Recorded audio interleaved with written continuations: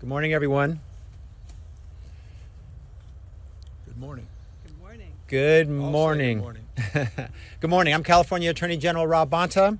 I'm joined here by the chair of the California Air Resources Board and our great Governor Gavin Newsom. And I want to say thank you all for being here to join us for today. Today's announcement alongside Governor Newsom, the California Air Resources Board, and also a robust coalition of states and governments, a coalition of 25 attorneys general, one governor nationwide. We are challenging, governors nationwide. We're challenging the Trump administration's unlawful decision to roll back one of the most important climate protections in our country. And for those who are tracking and following, this marks our 63rd lawsuit against the Trump administration. 63 lawsuits in less than 63 weeks, so more than one a week. That is the rate and pace at which this administration is breaking the law. And at issue in today's case is the endangerment finding, the federal government's formal recognition that greenhouse gas emissions from vehicles contribute to climate change and harm public health.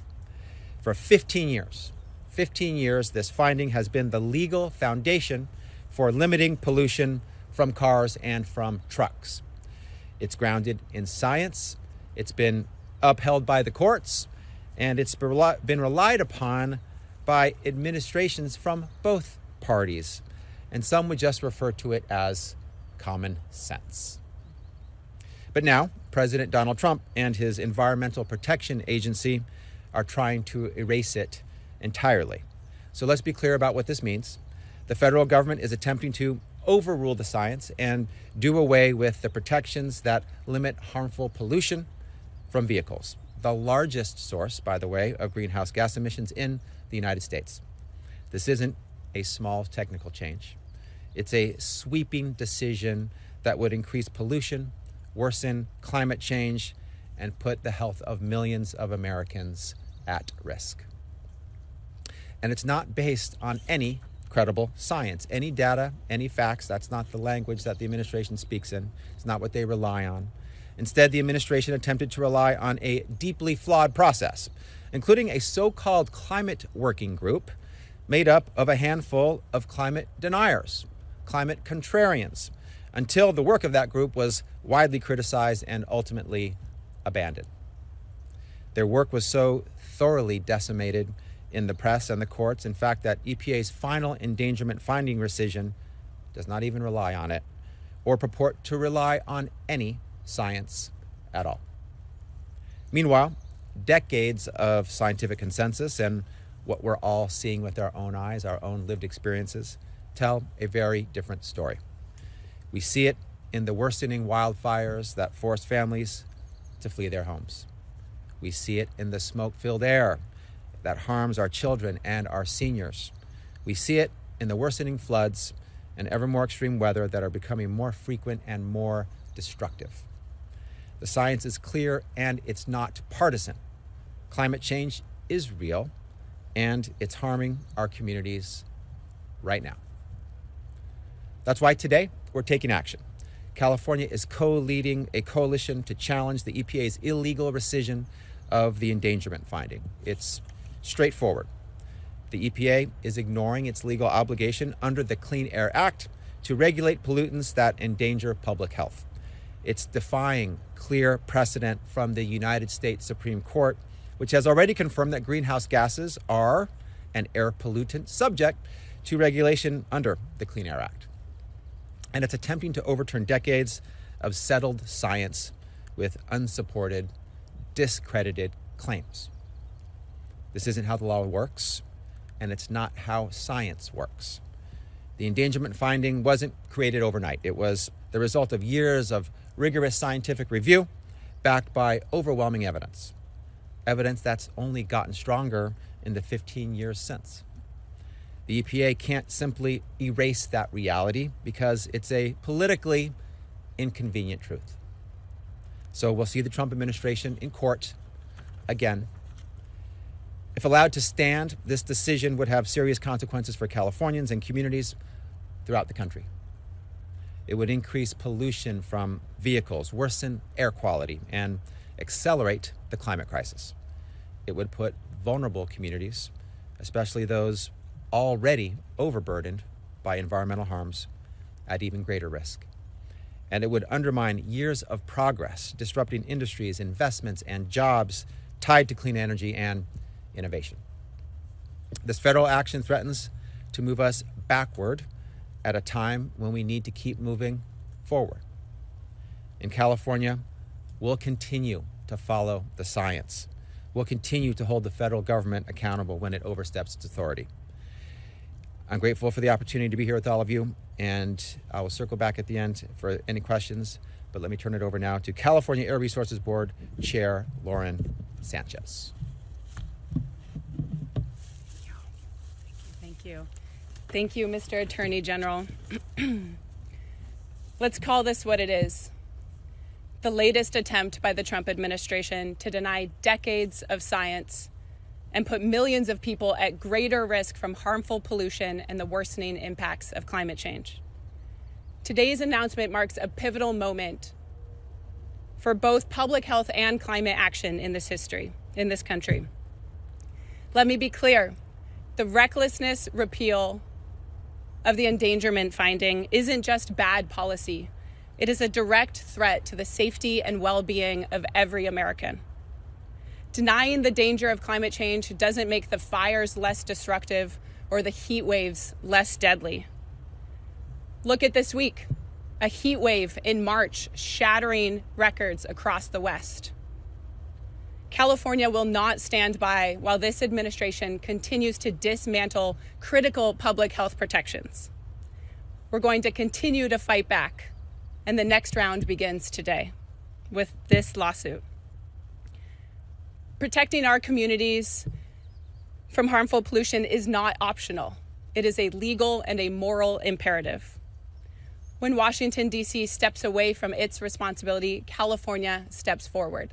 And that's what we're doing today. Let me also be clear about this. California's long-standing authority to regulate greenhouse gas emissions under AB 32 remains unchanged. At the California Air Resources Board, we are moving forward. We are driving forward with our climate programs. We remain firmly committed to protecting public health, improving air quality, and reducing pollution. Because we have proven time and time again that climate action and economic growth go hand in hand. Our policies have spurred innovation and shown global markets what is possible. From the catalytic converter to cleaner cars to battery storage, all while preventing thousands of premature deaths and saving Californians billions of dollars in avoided health costs. State-level climate policies are strong, they're durable, and they continue to deliver. The clean energy economy is not waiting for federal permission, and neither are we. Last year, we powered California, the world's fourth largest economy, on 100% clean energy, 279 days.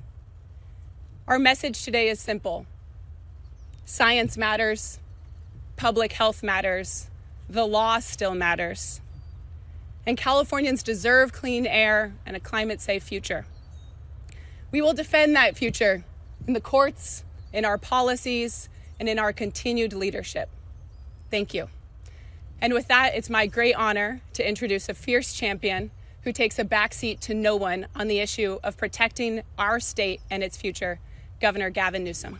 Thanks, Lauren. Thank you.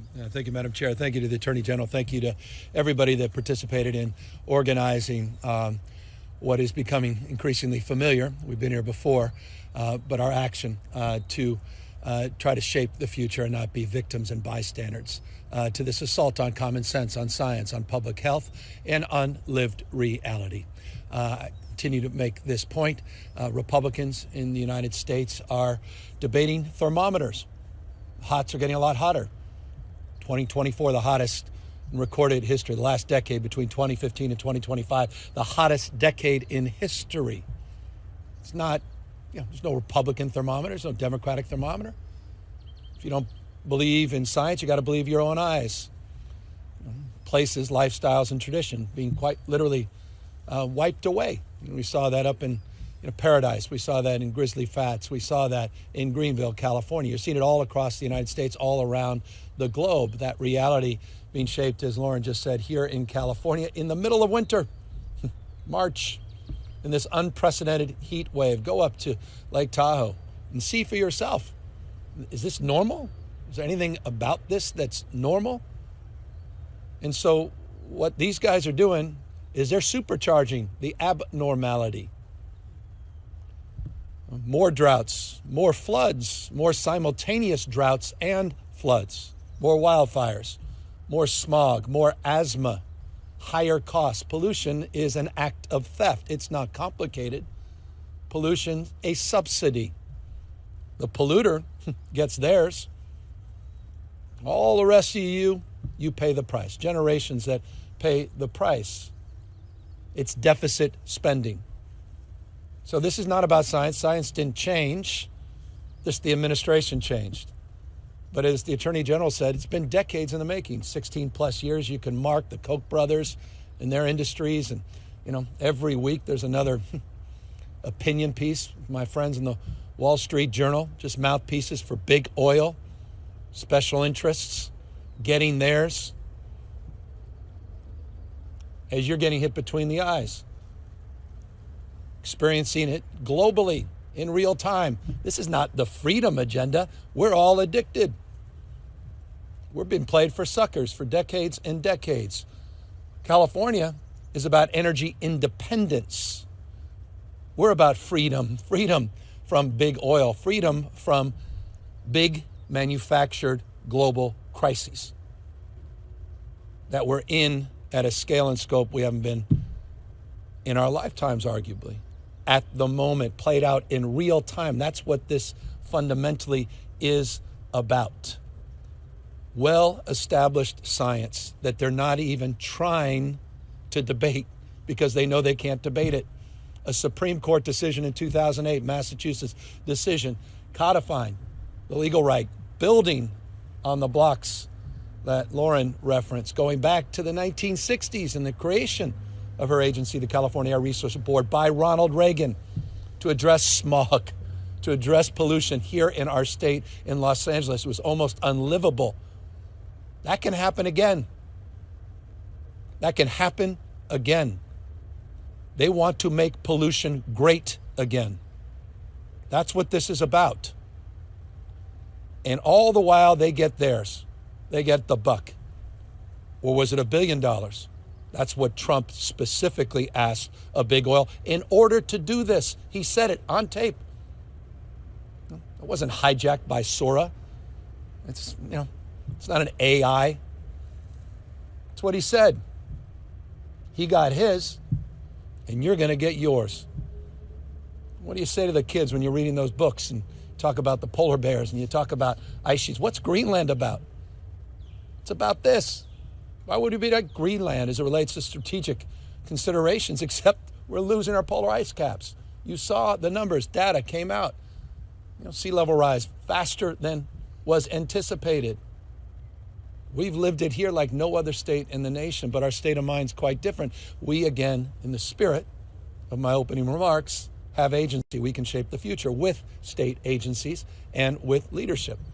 In the courts of public opinion as well, because the people of this state get it, and they're getting it done. Lauren referenced the number of consecutive days we've run this fourth largest economy on planet Earth on 100% green energy. We're not asserting a paradigm, we're proving a paradigm. Since 2000, we've reduced our greenhouse gas emissions 21% as we've grown our economy by 81%. 7 times more clean energy jobs than there are fossil fuel jobs. In this state, we dominate in low carbon green growth. It's all about innovation. It's not about electric power, it's about economic power. It's about supply chains. It's about statecraft. 28 jurisdictions we've engaged in partnerships around the globe. A quarter of the world's population connected to our state because our state of mind is permanent. Trump is temporary. California is permanent. And so our mindset is fixed sustainably, not situationally, on the future, economically, health, and making sure we preserve Mother Nature's bounty, the thing that connects us to 10,000 generations, dare I say, to our Creator. That's what this is about. China gets it. 70% of the electric vehicle productions in the world coming out of China. I said it was about statecraft. I wasn't kidding. That's about locking in supply chains. It's about locking in influence. It's about locking in the tech stack in innovation. It's about innovation at the end of the day. It's about competitiveness. These guys are trying to pave over the old cow path. They want to recreate the 19th century. California is about the future. We're about transformation, not restoration, not nostalgia, not doubling down on stupid. They're the polluted heart of our economy right now. All of you paying the price because of dependence on oil. Things totally out of your control. Again, nothing about that represents the values of freedom. So forgive me the long-windedness. I didn't offer a soundbite, but a point of view, an expression that is well established and founded in facts, science, again, lived reality. And that expression has extended for a generation here in California that has led bipartisan leadership. Richard Nixon is rolling in his grave. It was the Clean Air Act itself that established this framework and guidelines. Since 2009, we recognize the obvious. Greenhouse gases, carbon dioxide, methane are contributing in a deleterious way to our public health and the economic prosperity of this nation. Only Donald Trump and his big donors can see it differently. And so we're standing tall, we're standing firm. It's endangerment finding, I get it. 99% of people will see that on the news tonight and go, what the hell are they even talking about? Is the backbone of federal policy. And that's why we're going to fight it. And that's why I'm proud to be here with these remarkable champions to do just that. And as we've done in the past, we'll prevail, we'll win. Because one thing we know, we're here for the long haul, and we're here for generations that are counting on us. With that, we're here to answer any questions.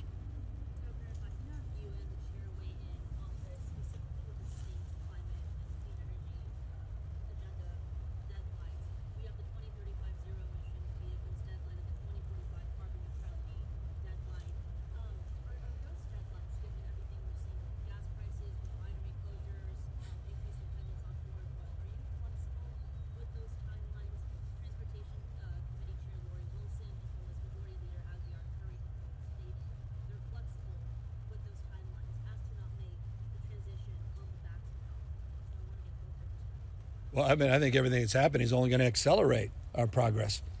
Every incentive in the world now is moving in this space. I mean, China's almost 53% of all their new car purchases are electric vehicles. We're being left in the dust. You saw what just happened up in Canada. Now it's entering the North American market. 49,000 vehicles, now 6% tariffs, not 100% tariffs. Right up there, right above Detroit. Donald Trump, thank you for that. Bringing in the technology, bringing in the innovation, low-cost cars. Now right on our border, threatening our entire automobile industry. It's happening in real time. The market is demanding that because people want something differently. And so I'll say this before Lauren gets up. In every single category, California has exceeded its environmental goals earlier than established time. 2.2 million electric vehicles right now. 201,000 public electric charging points. Significantly more than there are public gas nozzles in this state. Heat pumps, batteries, 17,000 megawatts of installed batteries, second only to China in our home state, up 21% since 2019 when we were at 770 megawatts. They didn't think that could be done. So in every category, we are excelling, including running this economy on roughly 2/3 clean energy, 100% for 26 days in a row, part of the day, 26 days in a row as of this morning. So we're moving. Rest of the world's moving. Question is, are we going to get cold feet because we're going to fall prey to the cynicism and the black heart of big coal, big oil, big gas that want us to further our dependence on things that are totally out of our control, that are now ubiquitous on our television and on our devices, playing out in this theater of the absurd globally, with now inflation starting to go back up, your gas prices through the roof, the economy not just slowing down, in retreat, 92,000 jobs last month. Across the spectrum, they're asking for $200 billion supplemental, which could provide 7 years of subsidies under Obamacare. All of a sudden, now they have the money? $200 billion supplemental? Connected to what issue? What's the whole Straits of Hormuz about? What is it fundamentally about? What's the issue there? The issue is oil. So I'm confident California can continue to accelerate its transition. And as you know, we recycle the investments that we're making back to consumers. $60 billion in rebates between now and 2045, $56 billion to be exact, for offsetting the costs and burdens for utility bills. That's part of the Cap and Invest program. Those dollars are all invested back into the community to address the anxieties and the dislocation that people feel as it relates to this transition. But you can talk more eloquently about it because you chair the board. I thank you. All right. Thank you for those remarks, Governor. The only thing I would add, thank you for referencing the 2035 and 2045 goals. Those are state mandates. Those are law of the land that have been passed with bipartisan support in our legislature and signed by a long history of bipartisan governors. We talk about AB 32 a lot. This year is the 20th anniversary of a Republican governor signing into law our landmark climate policy. And to the governor's point, when that was signed, everyone said it'll ruin the economy. You can't possibly tackle pollution and not feel the impacts on the economy. And we have proven them wrong. We will continue to prove them wrong. Fast forward, Governor Brown authored an executive order on zero emission vehicles, 2.5 million by 2025. And people said, there's no way that can happen. The innovation that was spurred from our policies, our regulations, our partnerships with automakers and with UC scientists, researchers made that a reality. To the governor's point, not just here in California, where last year our high water mark, we are at 29% EV sales, but around the world. The IEA is projecting by the end of the decade, 40% EV sales of new cars. This is a global transformation that is happening. And as the governor said, our climate progress is economic progress. It's economic opportunity. And we want to make sure that California remains at the front of the pack and continues to deliver the progress and the benefits for all of our communities.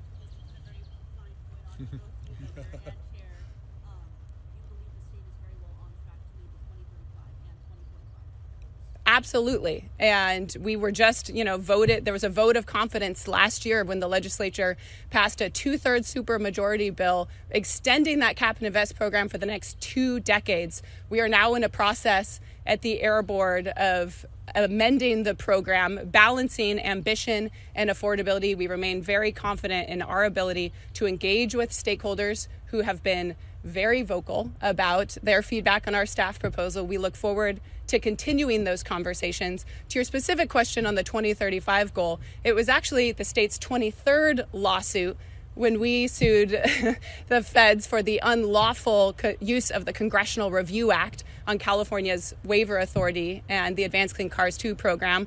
We refer to that as the Jordan lawsuit because it was our 23rd. And that was a year ago. Talk about doubling down on stupid. We had a unlawful, reckless attack on California's very bread and butter of cleaning up the air, long-standing authority under the Clean Air Act that for 60 years has been the law of the land. For 60 years, we have been promulgating standards that are cost-effective, are feasible, and have transformed the economy and the world. So we will continue to do that while also fighting in court, and we remain confident in our ability to prevail on that issue.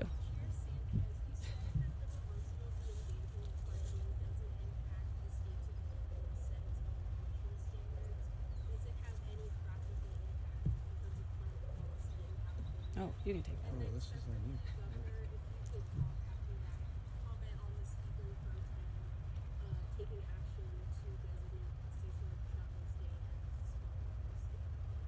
Yeah, so to clarify, Assembly Bill 32, enacted into law in 2006, authorized the California Air Resources Board to regulate greenhouse gas emissions in state. That remains unchanged despite the federal attacks and the repeal of the endangerment findings. So we will continue to regulate that climate pollution in state. There are a number of impacts from the federal government essentially throwing in the towel on their own regulatory regime, whether it relates to vehicles or power plants or methane, as the governor was speaking to. So that's why we're really proud to be with this coalition of states that are going to continue to use all of our state power and authority to continue to tackle the sources of pollution.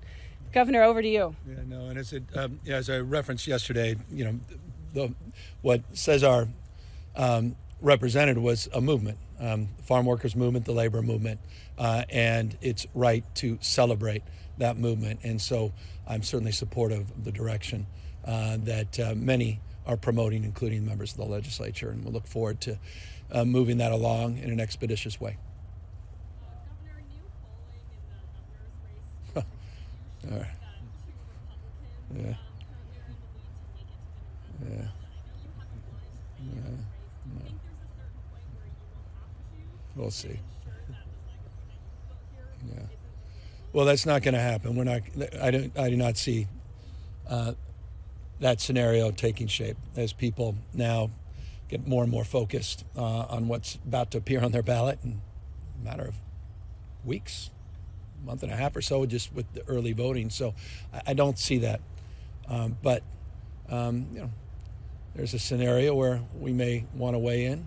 I have a lot of friends in the race, but right now I'm not there, focused on backing this guy up with a 63rd lawsuit. Mr. Governor, thanks for taking the time. And I appreciate what you said about the 99% of people who are going to watch evening news and might not know about the Endangerment finding? Come in. That's going to bring ratings. A lot of ratings. Up next, the endangerment finding. Yes. In other news. Yeah. I didn't. Apparently I didn't, but you did. Well done.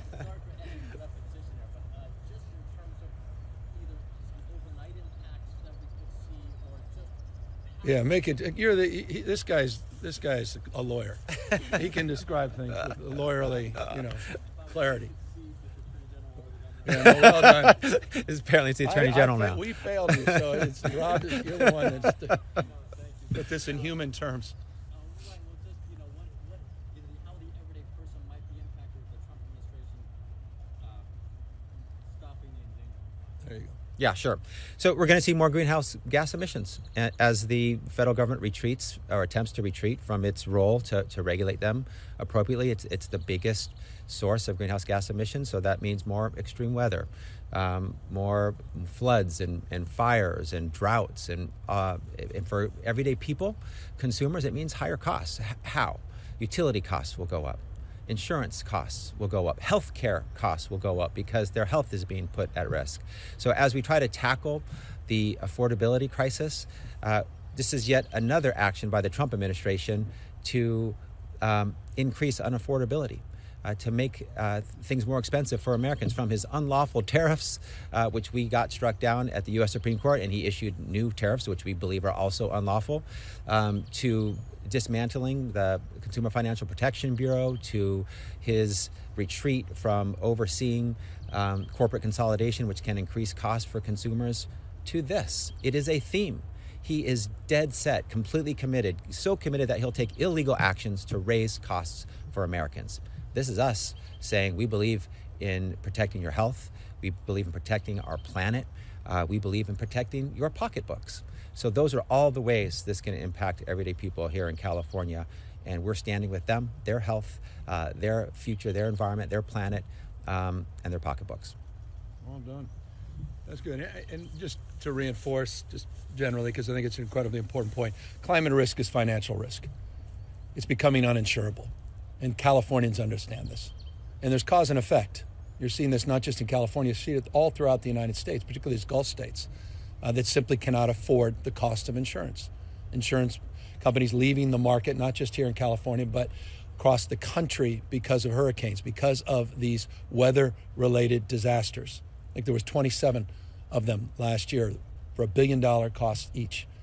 We're paying the price, and we're going to pay a higher price because what this does is it supercharges the likelihood of even more climate-induced disasters in the medium and long term. Last question.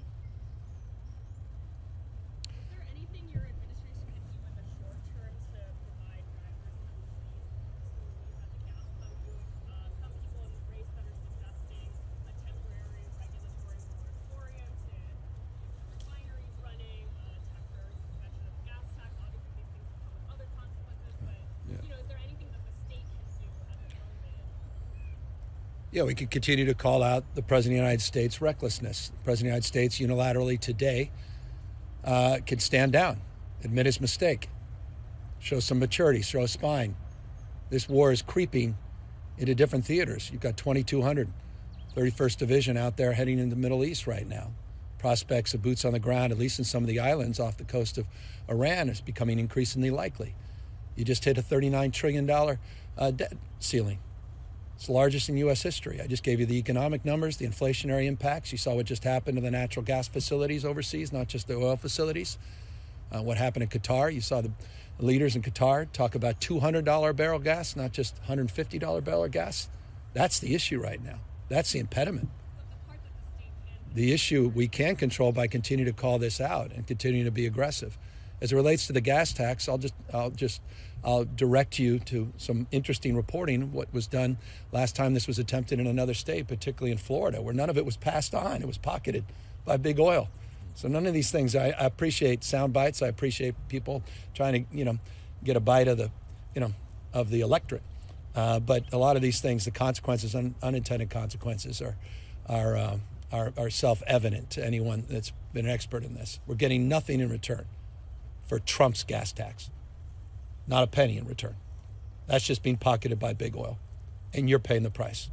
With the gas tax in California, you get better roads, you get better bridges, you get jobs in your community, you get infrastructure investment. It's in stark contrast. So Donald Trump is the driver of these spikes in the cost of gas and oil, not only here in California, across the United States. That's universally obvious, and it needs to be absorbed and accepted. It would be nice if the Republican Party would call out the leader of their party and call him to account and tell him to stand down and take some responsibility for the unintended consequences he's unleashed on the global economy, not just the people here in the state of California. Thank you, everyone. Thank you. Oh,